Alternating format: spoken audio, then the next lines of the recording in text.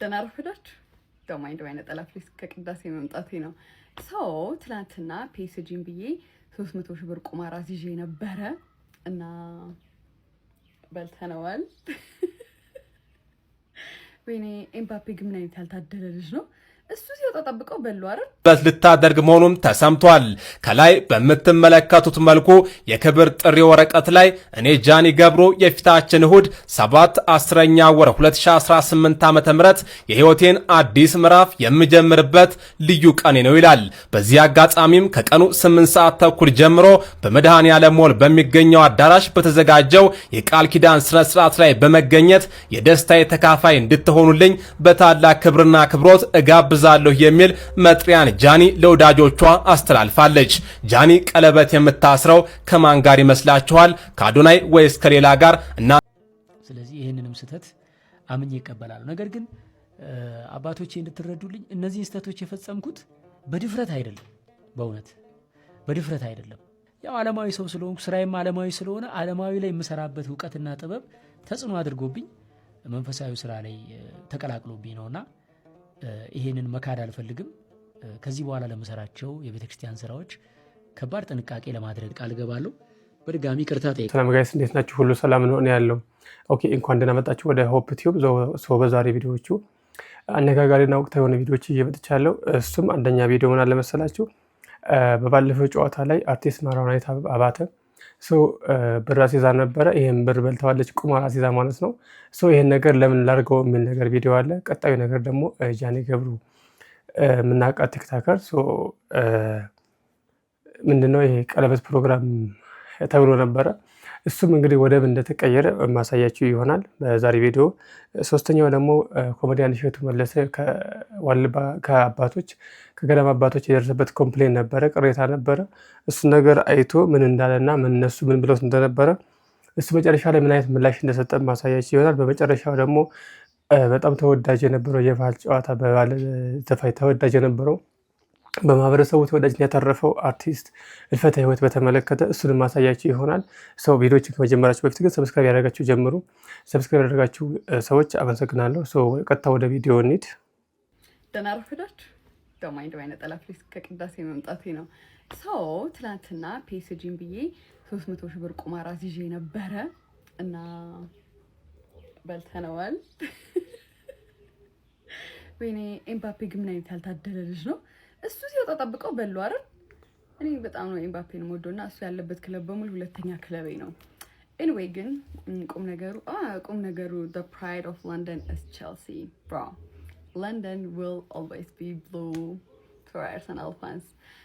እና ምን ልላችሁ ነው፣ የበላሁትን የቁማር ብር ከራሴ ብር ጋር ስለማላነካካው ምን እናድርገው ልላችሁ ነው። ብሩን ለቤተክርስቲያን መግባት የሚችል አይደል? ኦኬ። ስለዚህ እንደሰማናት ብሩን በልተዋለች፣ ቁማሩን በልታለች፣ አሸንፋለች ማለት ነው። ያው ቁማር የሚደገፍ ባይሆንም ግን ላይክ በእንደዚህ አይነት ሚንስ የተገኘ በካዚኖ የተገኘ ለቤተክርስቲያን ያን ያክል አስፈላጊ አይደለም። ለምን እናውለው የሚል ሰርታ ነበረ።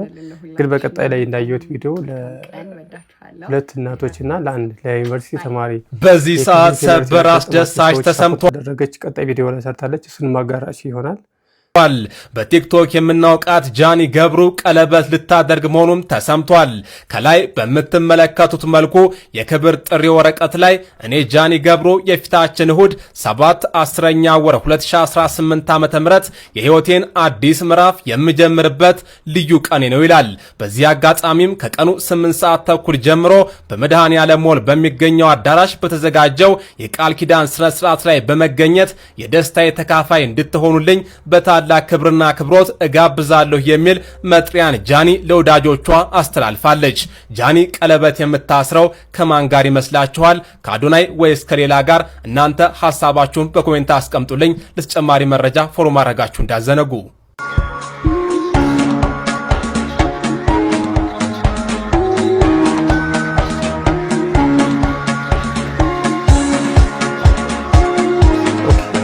ይህንም እንደሰማ ነው ጃኒ እንግዲህ በመሀል አንዴ ብሬክአፕ አንዴ ምን እያሉ እየጻፉ ሲያወዛገቡ የነበሩ ቲክቶከሮች ናቸው።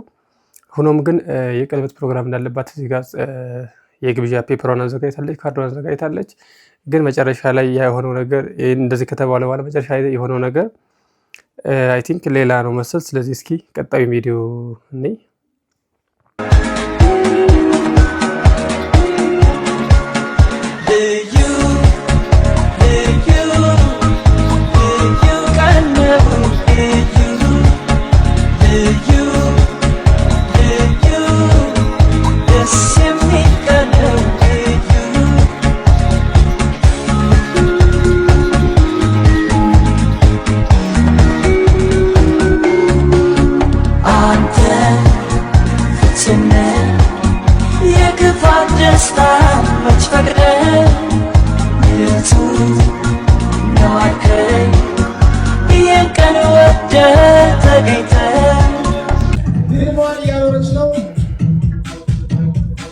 ኮንግራቹሌሽን መልካም የስራ ዘመን ለሁለቱም አካላት መልካም የስራ ዘመን እንመኛለን። መልካም የስራ ዘመን ዶክመንተሪ ይቀያየራሉ።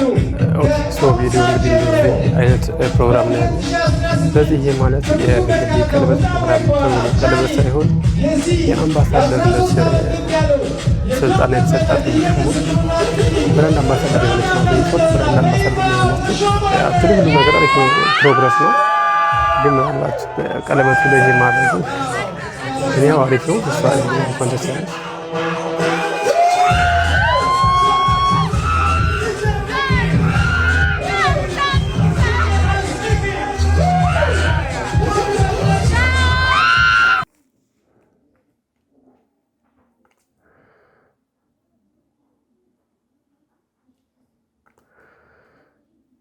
ያው እንግዲህ እዚህ ጋር ተፈራርማለች እንዳየናት የብራንድ አምባሳደርነት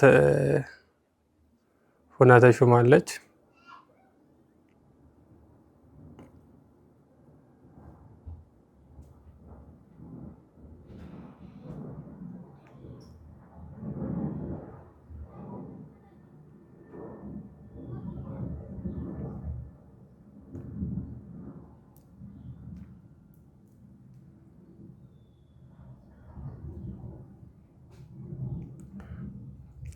ኦኬ ስለዚህ እንዳየነው ነው የእሷ እንግዲህ ብራንድ አምባሳደር የሆነችው ቀለበት ሳይሆን ፕሮግራሙ ብራንድ አምባሳደር ነው የሆነች።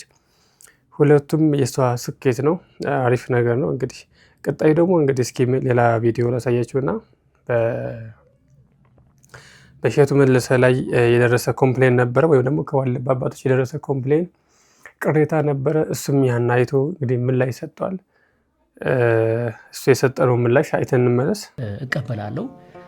ከዚህ በኋላ እኔም ሆንኩ ሌሎች ኮንተንት ክሬተሮች እንዲህ አይነት የአክሽን የሚመስል ትዕይንት በገዳም ውስጥ መስራት ትክክል እንዳልሆነ ትልቅ ትምህርት አግኝተናል ብዬ አምናለሁ። ስለዚህ አባቶቼን ለዚህም ትዕይንት በድጋሚ ይቅርታ እጠይቃለሁ። ስለዚህ ይሄ ትዕይንት ከቪዲዮ ላይ ተቆርጦ እንዲወጣ አዝዣለሁ። እሸቱ መለሰ የደረሰበትን ኮምፕሌንና ቅሬታ አይቱ ሌላው በቪዲዮ ቪዲዮ ይቅርታ ቪዲዮዎች ይሰጥቷል። ከዛ በተጨማሪ ዶንክቲቭ ላይ ይገኛሉ ብሏል።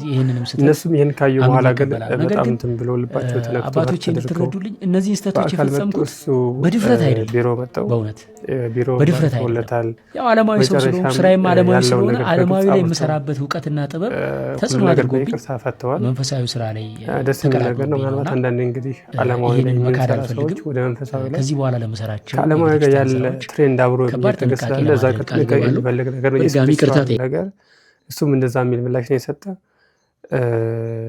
እንግዲህ ሁሉ ነገር በንግግር ፈተዋል። አሁን ጥሩ ነገር ነው።